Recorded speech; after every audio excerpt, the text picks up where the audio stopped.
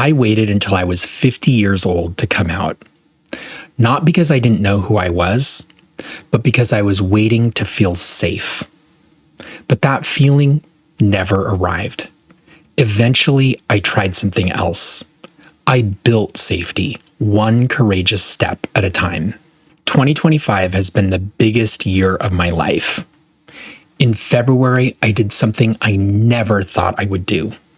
I came out in a public post on Facebook as a gay man, plot twist, who's been married to the same amazing woman since 1997 and with whom I share 3 incredible children. What I realized is that it's really hard to be an artist if you're not willing to show yourself. Coming out wasn't just about my sexuality, it was the doorway to my art. I was so practiced at hiding that I hid my creativity too. I knew that if I wanted to share my work, I'd first have to show who I am. For most of my adult life, I didn't know how to stand in a room. That might sound strange, but if you've ever spent years editing yourself, muting yourself, monitoring yourself, you know what I mean.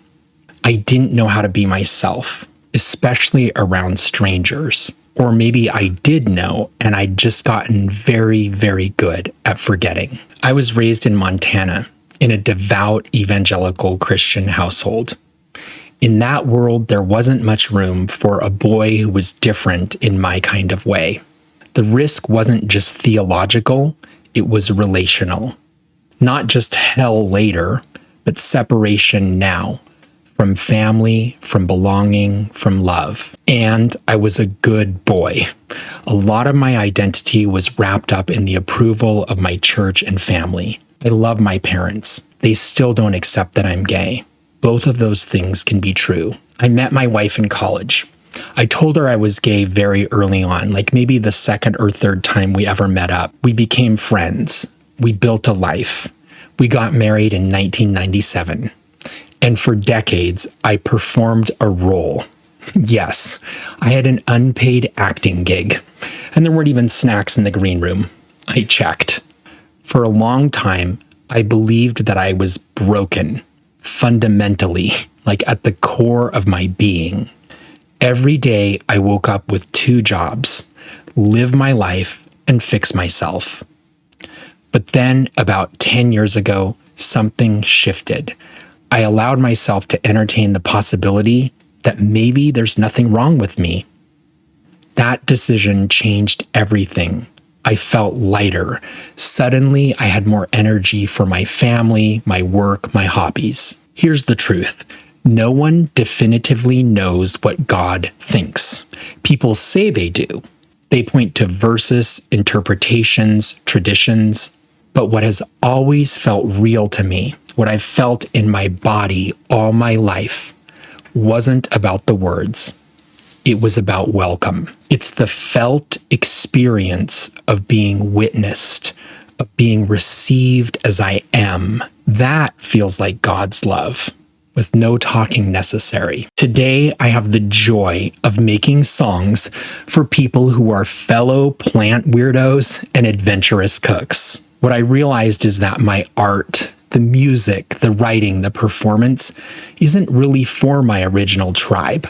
Most of those people wouldn't get the jokes anyway. Yet for years, I was waiting for their permission to show up fully, to speak, to create. That permission never arrived. But once I came out and started making and sharing my art, I realized that I'm the only one who's been standing in my way this whole time. And you know what? That's a sad moment because you're like, the past, all that time wasted. But then you realize, wait, we only have the present moment. And if I'm the only one standing in my way, then yeah, fuck yeah, let's go. Now I know how to stand in a room as Richard Songbird.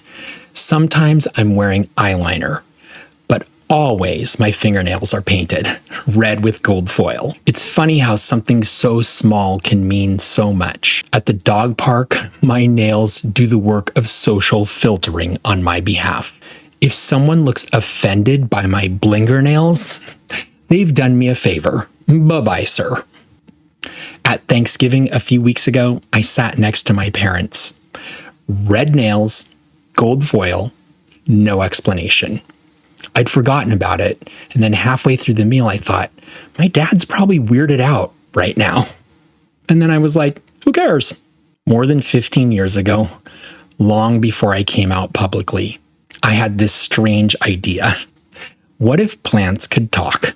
So I started making songs for different herbs. At the time, I was deeply closeted, afraid of being seen, and very lonely.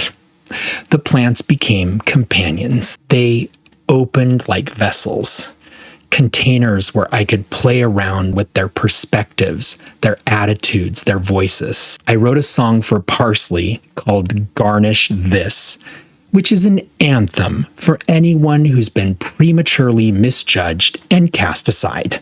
It's semi-autobiographical. I wrote a song for catnip for my cats, because catnip, and I wrote a rap lullaby for Lavender, which I sang to my kids even when they didn't want me to. I embodied their songs, and the plants helped me grow my voice when I was too quiet to speak for myself. With them, I learned what it sounds like when you show up with confidence, with swagger, and with a conviction that you are who you are and you belong here.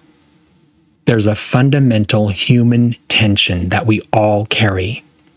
We want nothing more than to be seen, yet we fear nothing more than being seen. When I was closeted, I resisted being fully seen on purpose. So even after coming out, there's been work to do. It turns out hiding is a hard habit to break, but I keep inching toward visibility, and I celebrate myself for even the tiniest breakthrough. If you've ever had a panic attack trying to record a 15-second TikTok, you know what I mean. Almost every time I take a baby step toward being more seen, I've had to have one or two good cries first. Yet here I am, posting my coming out video on YouTube, which I've dreamt of doing for decades. I've come a long way, baby. There was a time not long ago when I would berate myself for breaking down in tears at the thought of shooting a YouTube short. But any internal voice that would disparage me for experiencing and releasing my grief has been evicted from these premises. No matter what happens now, I am always on my own side. There are plenty of haters out there. I don't need to do their job for them. And you want to know the best part out of everything that's happened to me in 2025? I'm finally inside my own story.